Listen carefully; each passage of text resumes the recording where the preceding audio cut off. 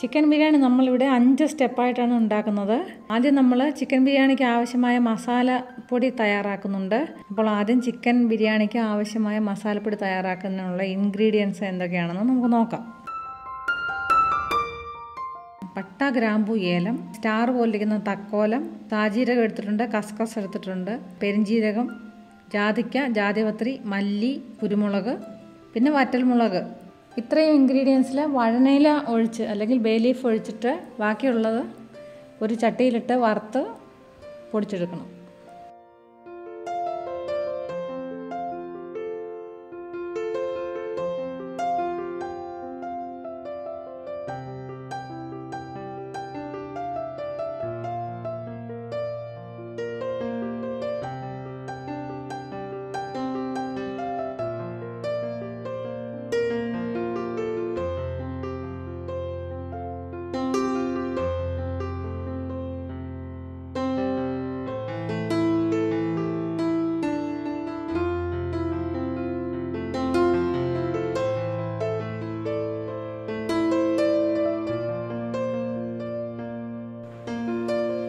ഒരു തവയിൽ കുറച്ച് sunflower oil ഒഴിച്ച് അതിലേക്ക് നൈസായിട്ട് അരിഞ്ഞു വെച്ചിരിക്കുന്ന സവാള ഇട്ട് കൊടുത്ത് ഗോൾഡൻ ബ്രൗൺ കളറാകുന്നത് വരെ വറുത്ത് കോരിയെടുക്കണം.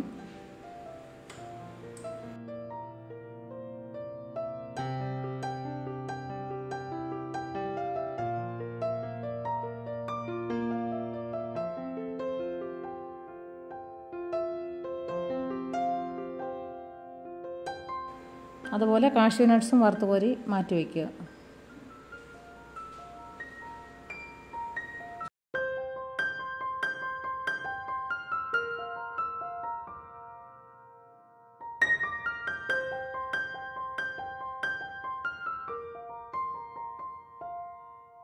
ബിരിയാണി ഉണ്ടാക്കുന്നതിൽ ഏറ്റവും പ്രധാനപ്പെട്ട ഒരു കാര്യമാണ് ബിരിയാണിക്ക് ആവശ്യമായ ചിക്കൻ മസാലക്കൂട്ട് തയ്യാറാക്കുക എന്നുള്ളത്. അതിന് വേണ്ടിയിട്ട് നമുക്ക് ഒരു ചട്ടിയിൽ കുറച്ച് സൺഫ്ലവർ ഓയിൽ ഒഴിച്ച് കൊടുത്തിട്ട് അതിലേക്ക് ചതച്ച് വെച്ചിരിക്കുന്ന ഇഞ്ചിയും വെളുത്തുള്ളിയും ചേർത്ത് കൊടുക്കാം.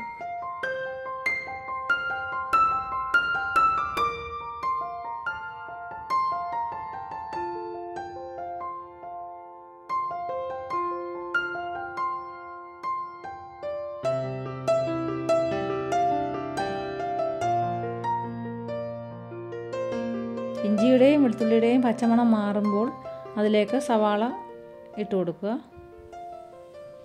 ഞാനിവിടെ ഒരു 4 സവാളയാണ് അരിഞ്ഞെടുത്തിട്ടുള്ളത്. സവാള വേഗം വഴറ്റി കിട്ടുന്നതിന് വേണ്ടിയിട്ട് അതിലേക്ക് കുറച്ച് ഉപ്പ് കൂടി ചേർത്ത് കൊടുക്കുക.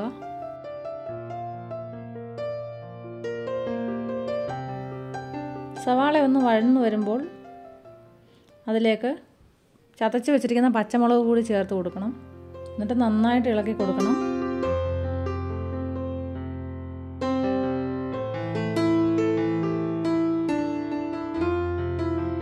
സവാള നന്നായി സോഫ്റ്റായി കിട്ടിക്കഴിയുമ്പോൾ അതിലേക്ക് അരിഞ്ഞു വെച്ചിട്ടുള്ള ഒരു 4 മീഡിയം സൈസ് തക്കാളി കൂടെ ചേർത്ത് കൊടുക്കാം.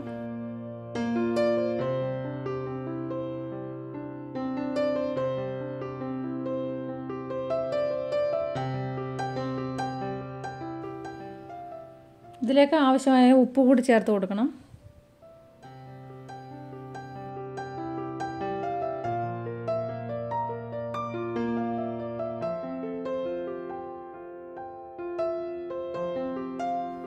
നന്നായിട്ട് ഇളക്കി കൊടുക്കണം. കുറേ സമയം നന്നായിട്ട് സവാളയും തക്കാളിയും എല്ലാം കൂടി നന്നായിട്ട് വഴറ്റി കിട്ടുന്നത് വരെ നന്നായിട്ട് ഇളക്കി കൊടുക്കണം.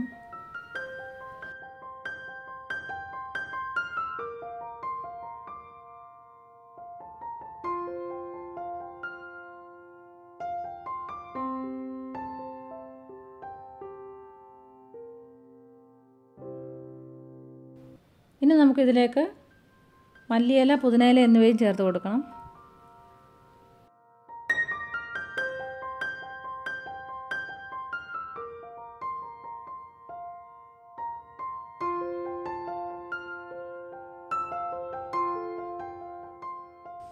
ഇപ്പോൾ സവാളയും തക്കാളിയും എല്ലാം കൂടെ ചേർത്ത് നന്നായിട്ട് വഴറ്റിയെടുത്തിട്ടുണ്ട്. ഇനി ഇതിലേക്ക് നമുക്ക് ചിക്കൻ കഷ്ണങ്ങളാക്കി വെച്ചിട്ടുള്ളത് ഇട്ട് കൊടുക്കാം.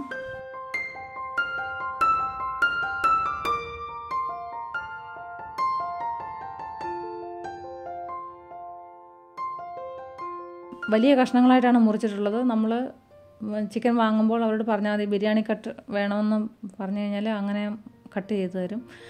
ഉപ്പും ചേർത്ത് കൊടുക്കണം.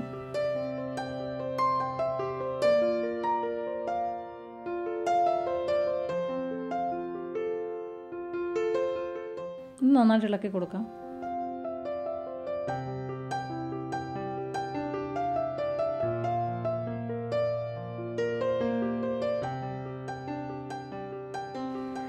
ഇനി ചിക്കനിലേക്ക് ഒരു 1/2 ടീസ്പൂൺ മഞ്ഞൾപ്പൊടി ചേർത്ത് കൊടുക്കാം. ഇനി നമ്മൾ പൊടിച്ച് വെച്ചിരിക്കുന്ന മസാല ഒരു 4 സ്പൂൺ ചേർത്ത് കൊടുക്കണം.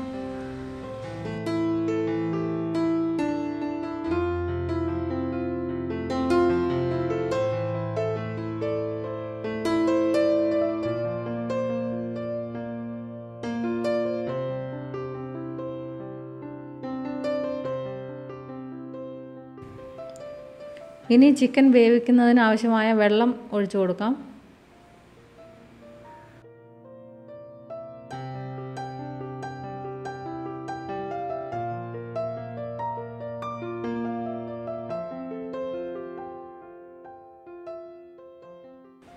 ഇപ്പോൾ ചിക്കൻ കറി തിളച്ച് വന്നിട്ടുണ്ട്.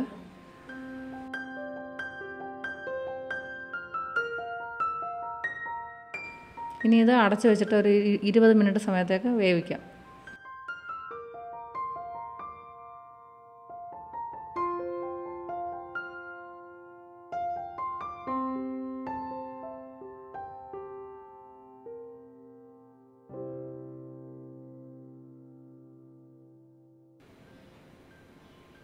ഇപ്പോൾ ബിരിയാണിക്ക് ആവശ്യമായ ചിക്കൻ മസാല തയ്യാറായിട്ടുണ്ട്.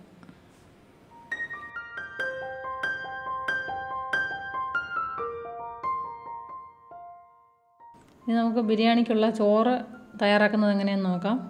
ഇതിലേക്ക് 1 കിലോ കൈമ അരിയാണ് എടുത്തിട്ടുള്ളത്. 1 കിലോ കൈമ അരി എന്ന് പറയുമ്പോൾ 5 കപ്പ് അരി ഉണ്ടാവും. ചൂട് കട്ടിയുള്ള ഒരു പാത്രത്തിലേക്ക് ഒരു 2-3 ടേബിൾ സ്പൂൺ സൺഫ്ലവർ ഓയിൽ ഒഴിച്ചു കൊടുക്കുക. ഇതിലേക്ക് 2 സ്പൂൺ നെയ്യ് കൂടി ചേർത്ത് കൊടുക്കുകയാണ്.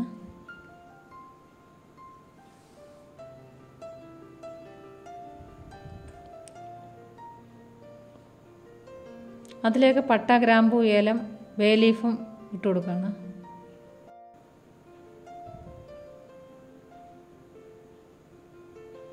അതിലേക്ക് കഴുകി 1/2 മണിക്കൂർ സമയം കുതിർത്ത് വെച്ചിട്ടുള്ള അരി ഇട്ട് കൊടുക്കുകയാണ്.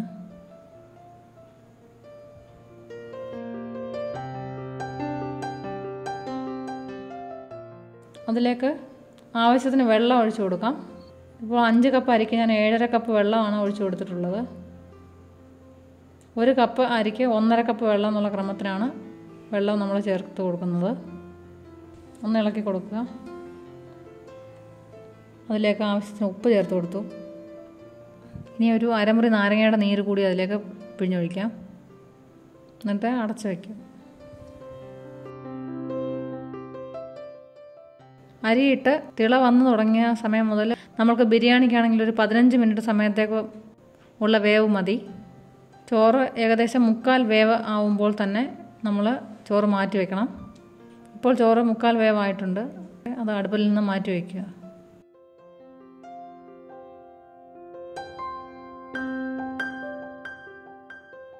ഇനി നമുക്ക് ബിരിയാണി ദം ഇടുന്നത് എങ്ങനെയാണെന്ന് നോക്കാം. അതിനു വേണ്ടിയിട്ട് നമ്മൾ ഗ്യാസ് സ്റ്റൗവിലാണ് ചെയ്യുന്നത്. അതിന് വേണ്ടിയിട്ട് നമ്മൾ ഒരു ദോശക്കല്ല്, പഴയ ദോശക്കല്ലെടുത്ത് അടുപ്പത്ത് വയ്ക്കുക. അതിൻ്റെ മുകളിലേക്ക് നമ്മൾ ബിരിയാണി ദം ഇടുന്ന പാത്രം വെച്ചിട്ട് അതിലേക്ക് നമ്മൾ തയ്യാറാക്കി വെച്ചിട്ടുള്ള ചിക്കൻ മസാല നിരത്തി കൊടുക്കാം.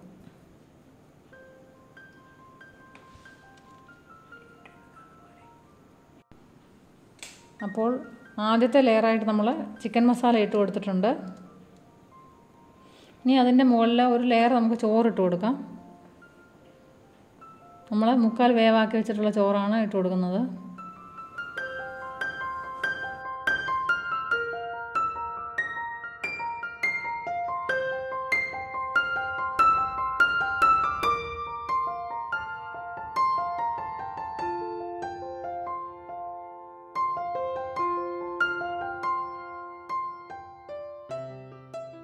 ഇനി അതിലേക്ക് നമ്മൾ വറുത്ത് വെച്ചിട്ടുള്ള സവാളയും കാഷ്യൂ നട്ട്സും ഇട്ട് കൊടുക്കാം.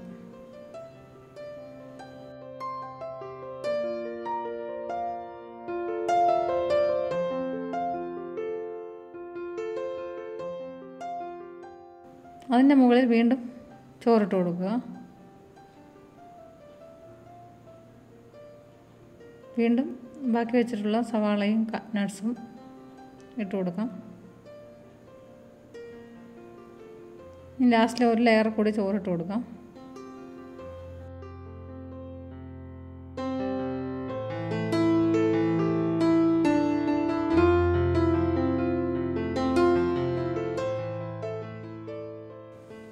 ചോറിന് ഒരു നല്ല മണം കിട്ടുന്നതിന് വേണ്ടിയിട്ടാണ് നെയ്യ് ചേർത്ത് കൊടുക്കുന്നത്.